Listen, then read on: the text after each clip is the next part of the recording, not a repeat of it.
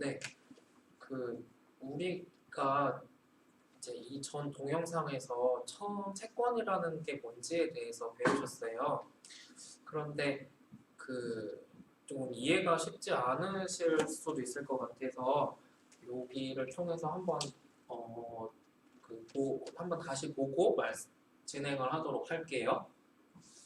만약에 회사가 100만큼의 돈을 빌리려고 해요. 그러면 3년 동안 100을 빌리려고 한다.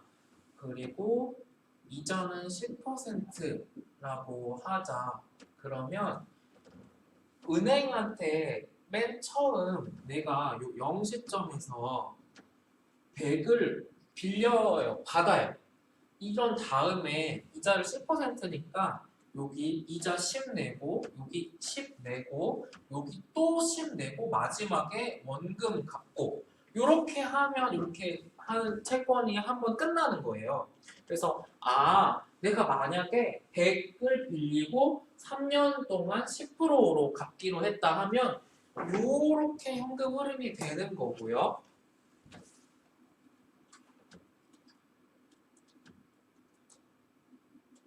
아까 만약에 여기 1000이고 10년 8%로 빌리기로 했다 하면 요 0시점에서 1000을 확 빌려. 그런 다음에 여기부터 여기까지는 이자만 계속 매년 갚고 요 마지막 시점에서 마지막 이자와 원금 빌린 거에 대해서 또 갚고 요렇게 해서 돈 빌린 거에 대해서 이제 다 막는 거죠. 다 갚는 거죠. 요게 채권의 형태가 되겠습니다. 그리고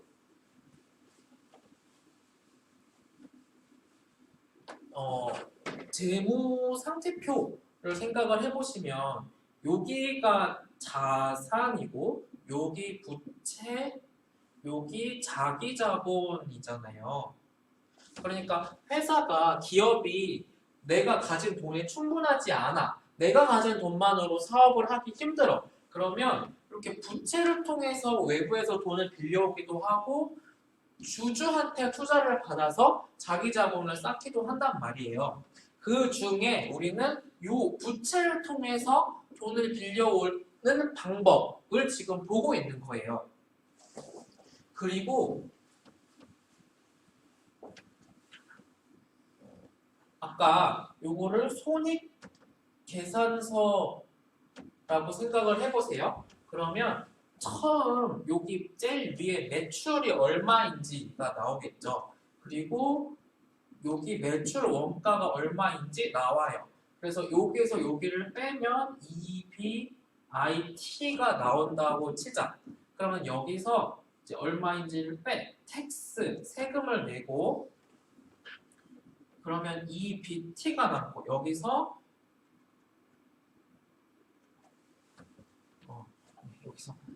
이자, 인터레스트 빼고 여기서 텍스 빼고 그러면 여기가 넷 인컴이죠.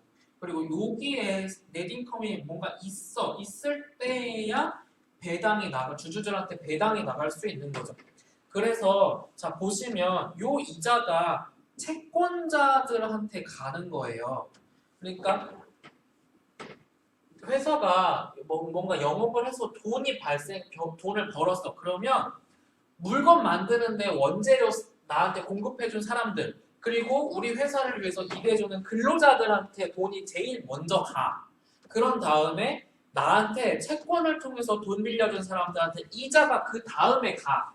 그리고 정부에 내야 되는 세금이 그 다음으로 가. 그런 다음에도 돈이 남아있어. 그러면 주주들한테 요때 디비던드 배당으로 나가고 그러고도 남은 돈이 있으면 이제 내 자기 자본의 이익 이견금으로 쌓게 되는 거예요. 그때 아까 제가 여기서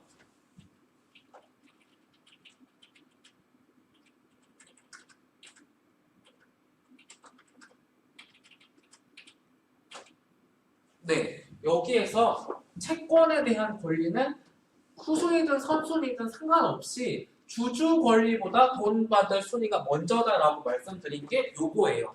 주주는 주주보다 채권자는 돈을 훨씬 더 먼저 받는다. 그러니까 요 안에서 선순위 채권이 후순위 채권자보다 돈을 먼저 받는 차이가 있을 뿐이고 주주보다는 어쨌든 채권자이면 후순위 채권이든 선순위 채권이든 훨씬 먼저 돈 받을 권리가 있다라는 거예요. 그 말씀을 아까 드렸었는데 요거를 안 쓰고 설명을 드려가지고 다시 한번 설명을 드렸습니다.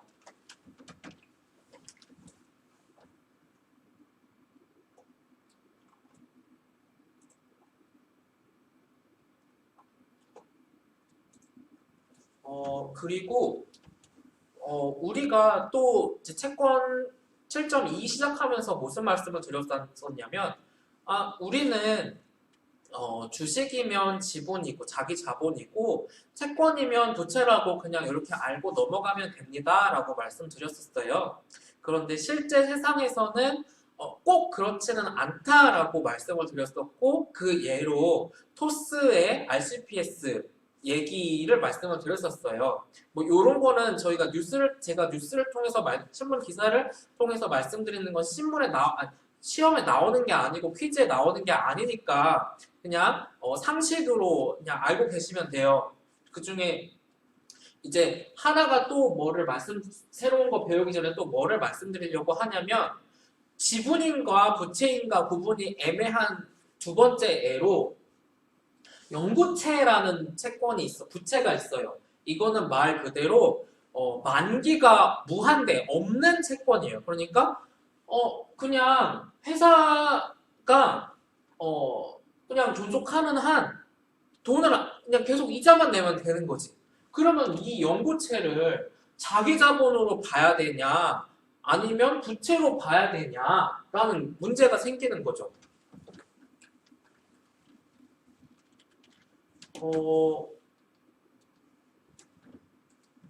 그래서 보시면 우리나라 회사들 중에 꽤 많은 회사들이 이렇게 만기가 무한대인 연구체를 발행을 했는데 총 73곳이고 29조 어치가 넘는데요. 그 중에는 우리가 많이 아는 회사들인 대우조선해양, 그다음에 대한항공, 그다음에 이런 회사들이 있고 이 연구체 발행한 거를 자기 자본으로 봐주냐 아니면 부채로 봐야 되냐의 차이에 따라서 대우조선해양의 경우에는 무려 557%포인트 아니면 대한항공은 230%포인트가 부채 비율이 왔다 갔다 한다는 거죠. 그러니까 이런 문제들이 있어서 회사들은 이거 자기 자본으로 봐야 되죠 라는 입장이고 금감원은 이제 규제 기관에서는 아직 모르겠고 조금 정부 국제적으로 아니면 뭔가 좀 논의가 필요하다 시간이 좀 더 체크하는데 시간이 필요하다라는 입장인 거죠. 그래서 주식이면 자기 자본 지분인 거고 채권이면 부채 맞아요. 그렇긴 한데 실제 세상에서는 이렇게 조금 복잡한 일들이 더 발생을 하고 있구나라고 상식으로 알고 계시면 되겠습니다.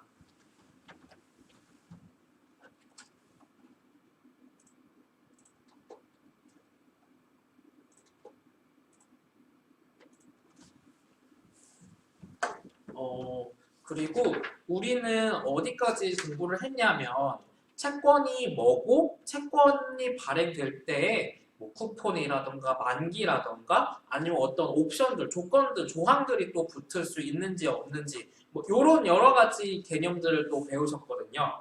그리고 또 그래서 여기까지 공부를 하셨고 이어서 배우실 내용이 채권에는 등급이 붙는다는 거예요. 돈을 빌리려는 회사가 그러니까 채권을 통해서 돈을 빌리려는 회사는 신용평가사라는 곳을 통해서 그 채권의 등급을 받게 되어 있어요. 국제적으로 말을 하면 뭐 무디스나 S&P, 피치 같은 국제적인 신용평가사들이 있고 우리나라의 경우에도 뭐 한국신용평가, 한국기업평가, 나이스 신용평가 이런 회사들이 있죠. 특히 나이스 신용평가는 뭐 인터넷 회원가입 하실 때 본인 인증 하실 때도 많이 나오잖아요. 그래서 우리나라 기업들이면 그렇게 신용평가사들에서 채권에 대한 등급을 받고 그 등급을 보고 우리가 이제 일반 투자자가 이 회사는 A네, 뭐 이 회사는 B네. 그러면 내가 투자를 해야 되겠구나. 아니면 내가 얼마만큼만 투자를 해야 되겠구나. 그렇게 결정을 할 수가 있는 거죠. 그래서 보시면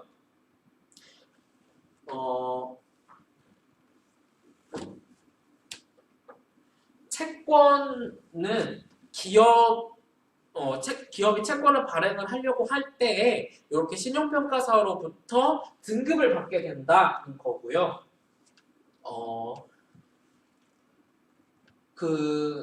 이게 S&P냐 아니면 모디스냐에 따라서 뭐 이렇게 표시하는 방법이 조금 달라요. 그런데 가장 높은 등급이 트리플 A나 이렇게 AAA인데 2018년 1월 기준으로 비금융 회사들 중에 미국 기준으로 존슨앤존슨하고 마이크로소프트만이 요 두 회사의 채권만이 트리플 A 등급을 받고 있대요. 그러니까 트리플 A 등급을 받기란 굉장히 어려운 거고요. 그 밑에 등급인 더블 A는 조금 이제 더 많고 그렇다. 그런데 우리 뒤에를 먼저 보시면 이게 채권이 트리플 A부터 이렇게 C 혹은 D까지 쭉 내려가는데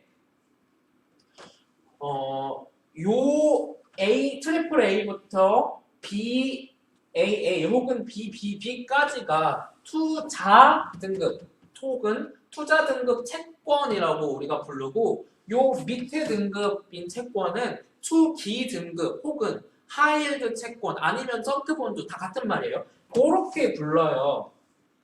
그래서 여기는 조금 위험할 수 있는 채권, 돈을 빌려주면 뭐 만약에 쉽게 말하면 그 회사가 돈을 떼먹을 수 있는 채권일 수도 있는 거죠. 그래서 적어도 무디스 기준으로 BAA까지인 채권이 투자 적격 등급 채권이라고 부르고 그 밑에는 저등급 채권, 정크본드, 하이힐드 채권 뭐 이런 말로 불린다라고 하는 거예요. 물론 신용평가사들이 서로 어떤 평가하는 방식이 뭐 거의 같겠지만 조금씩 디테일은 다를 테니까 한 회사가 여러 개의 회사들한테 중복으로 평가해주세요 하면 그 A 회사에서는 뭐 A 줬는데 B 회사에서는 뭐 B 등급을 줄 수도 있는 거죠. 그러니까 다를 수도 있겠죠. 그래서 요 표를 통해서 여기까지가 투자 등급 채권, 요 밑에는 투기 등급 채권이구나 라는 거를 아실 수 있습니다.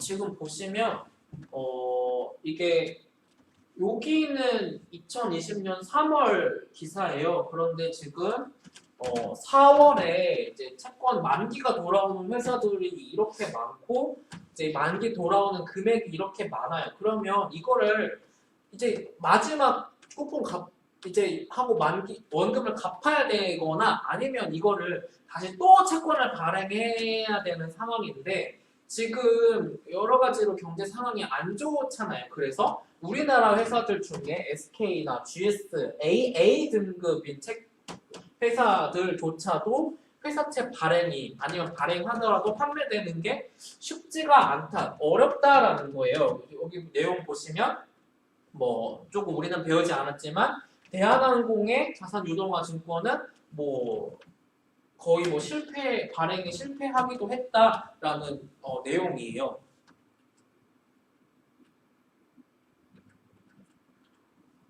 근데 이게 참 재밌는 게 뭐냐면 이거는 불과 몇 개월 전인 2019년 9월 상황인데 한번 돌이켜서 생각을 해보세요. 작년 가을 학기 시작할 때쯤 무슨 국제적으로 아니면 국내 상황에 무슨 큰 이슈가 있었나? 뭐 딱히 없었거든요. 그래서 그때는 상황이 굉장히 좋았죠. 돈 빌리려는 입장에서는 이렇게 1% 언저리로 돈을 빌릴 수가 있었으니까 회사들이 뭐 1년 빌릴 거 그냥 5년짜리로 발행하고 아니면 10년짜리로 발행하고 그냥 어차피 금리가 싸니까 작년에는 이렇게 10년 요 물이라는 게 만기가 10년이라는 소리예요. 그래서 포스코도 뭐 10년짜리 채권, SK텔레콤도 뭐 우리 민간 최초로 30년짜리 채권 이렇게 발행했는데 불과 몇 개월 만에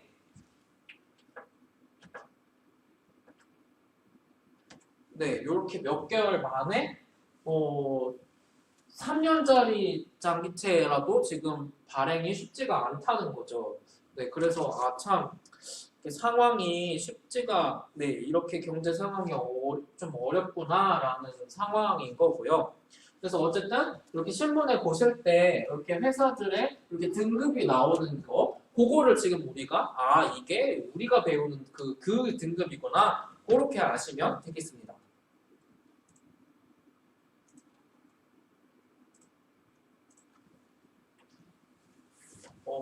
그리고 지금까지는 이게 쉽게 회사가 주로 돈을 빌린다, 채권을 통해서 돈을 빌린다라고 말씀을 드렸었어요. 그런데 회사가 부채로 돈을 빌리는 것도 있지만 그거보다 더 큰 거는 뭐냐면 정부가 채권을 발행해서 돈을 빌리기도 해요. 우리나라로 치면 우리나라 정부, 그러니까 기획재정부에서 채권을 발행을 하기도 하고 그 중앙정부가 채권을 발행하기도 하고 아니면 이렇게 지방채 무슨 뭐 서울특별시 아니면 경기도 이런 지자체에서도 채권을 발행을 하기도 하죠.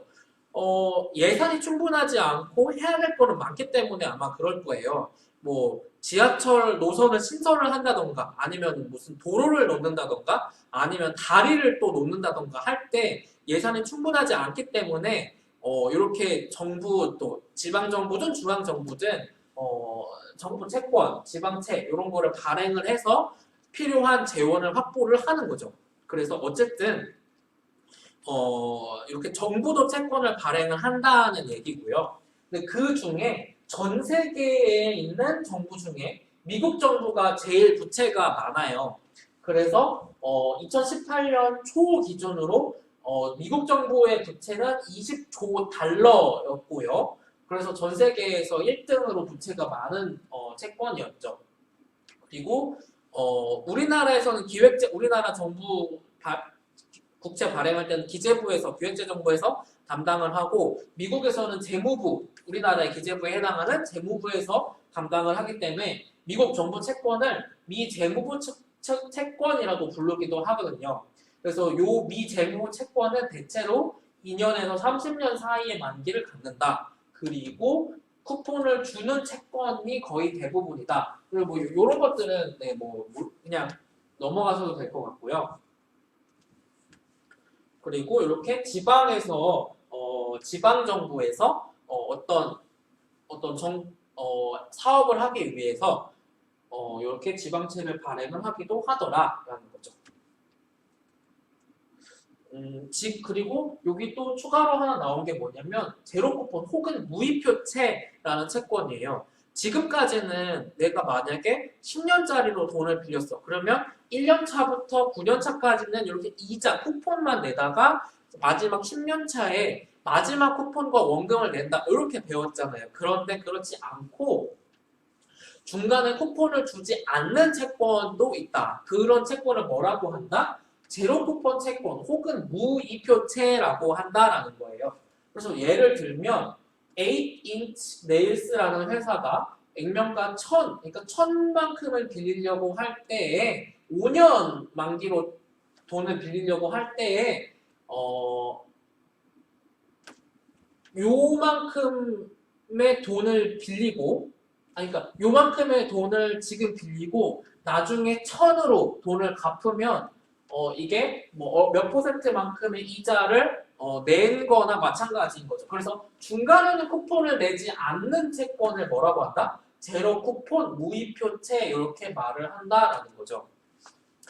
근데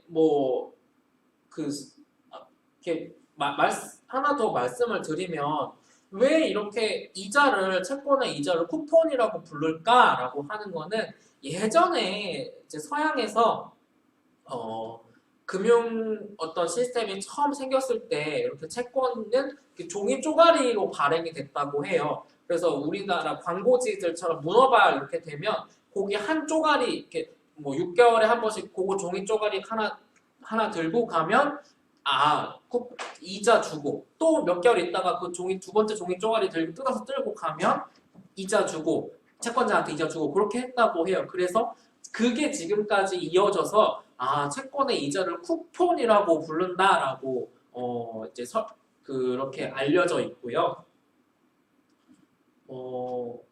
네, 뭐 이렇게 섞은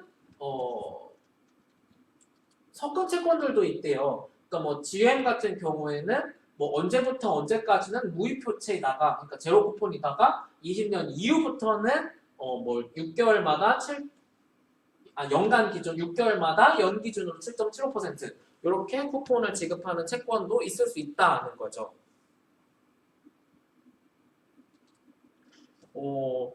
그리고 뭐 이제 또 여러 가지 종류의 채권이 나오는데 지금까지 말씀드린 게 굳이 말을 하면 고정금리 채권이에요. 그러니까 매 연마다 그냥 똑같이 10%씩 아니면 매 연마다 뭐 5%씩 이렇게 하는 게 고정금리 채권이었고 그렇지 않고 만약에 중간에 내는 이자가 어떤 뭐 물가에 연동되든 뭐에 연동되든 이렇게 바뀌어 그런 채권이 변동금리 채권 영어로는 플로팅 본드 혹은 플로터라고 할 수 있겠습니다. 이게 왜 그러냐면 생각을 해보세요.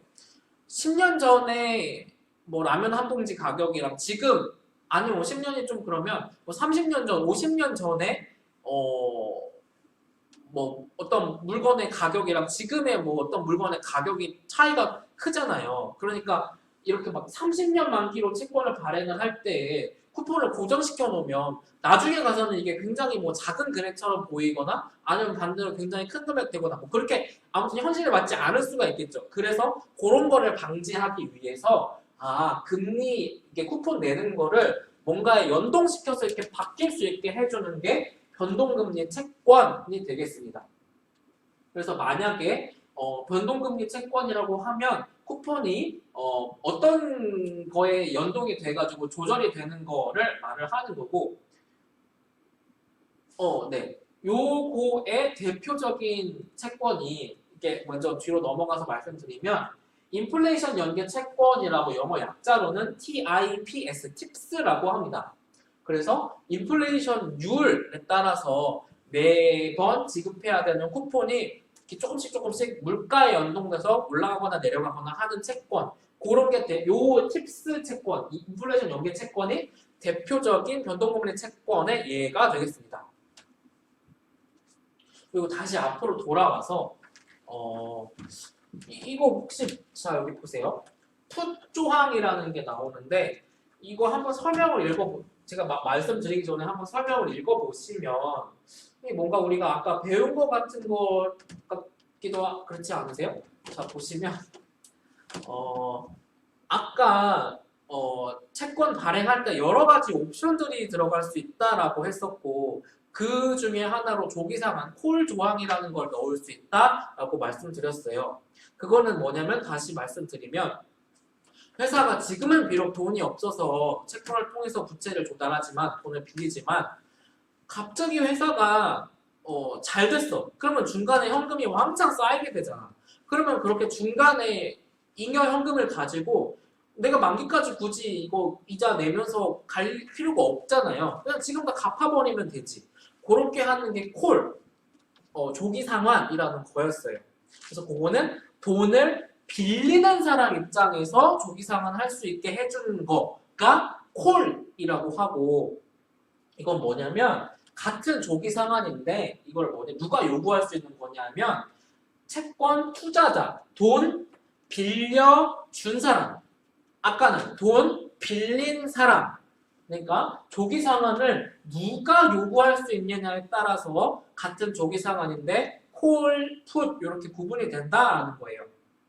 만약에 돈을 빌린 사람이 저 돈 빨리 그냥 갚을게요 이렇게 하는 거는 콜이라고 하고 아까 배우신 거 전에 배우신 거 그리고 여기 나오는 풋은 뭐냐면 지금 내 채권에 투자한 사람 돈 빌려준 사람, 야, 나 너 못 믿겠어. 아니면 너 지금 신제품 이거 내년에 뭐 잘 되겠어? 나 너 못 믿겠어. 아니면 지금 경제 상황이 갑자기 안 좋으니까 야, 너 이렇게 쿠폰 해가지고 뭐 만기까지 이렇게 돈 갚지 말고 지금 당장 갚아. 이렇게 할 수 있는 조항이 풋조항, 조기상환인데 풋조항이 되겠습니다. 그리고 뭐 채권은 여러 가지 다양한 종류가 있을 수 있어요. 뭐 이게 너무 디테일한 것들에 대해서 다 이거를 기억을 하시려고 하지 말고 그 중에서도 중요한 부분들을 위주로 공부를 하도록 할게요.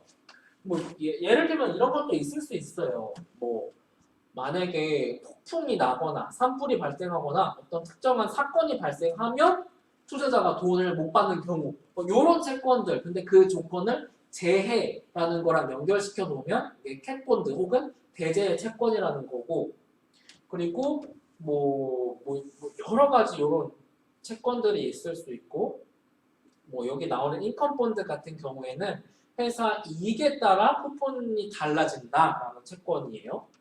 그리고 이거는 많이 들어보셨죠? CB 전환사채, 전환채권. 뭐 이거는 뭐 언제 많이 들어보셨을 거냐면 그 몇 년 전이라고 모르실 수도 있는데 삼성 에버랜드를 통해서 삼성이 이재용한테 승계를 하는 과정에서 그게 불법이냐 아니냐 할 때 많이 뉴스에 나왔던 게 CB 전환사채예요. 그래서 내가 만약에 돈을 빌려주는 사람 입장이면 지금 내가 채권을 통해서 돈을 빌려주긴 하지만 너 하는 꼬라지를 봐서 내가 나중에 네 주식으로 내가 대신 받을 수도 있을 수도 몰라 라고 그렇게 그런 채권이면 전환사채가 되겠습니다.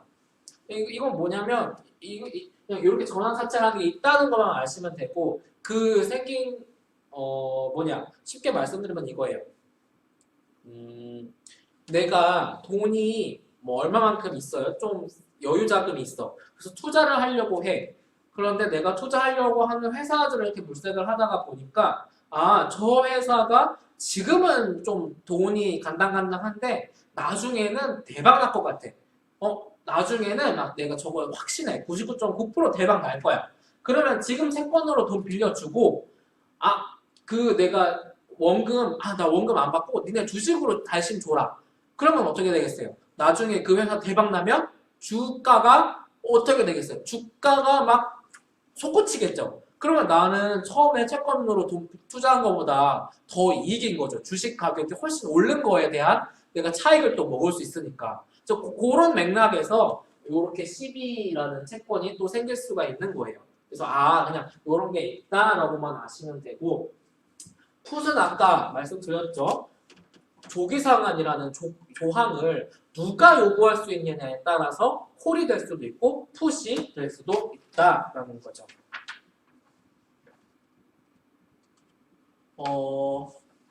네. 그리고 이거는 뭐 요런 뭐 역전환 채권 뭐 요런 것도 있다. 뭐 요렇게 요런 다양한 복잡한 채권이 있을 수 있다라는 거고요.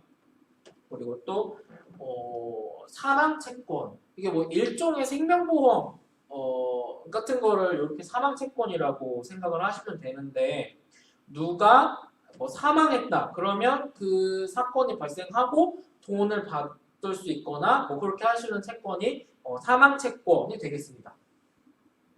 그래서 뭐 특이한 채권들 이렇게 많죠. 그리고 또 여기 지금 보시면 구조화 채권이라고 하는데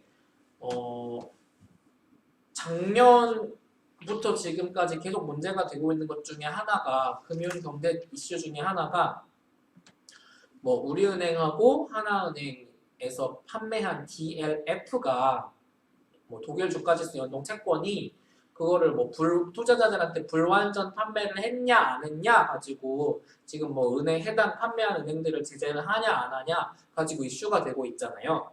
그때 나오는 DLF 이런 것들이 다 구조화 채권이거든요.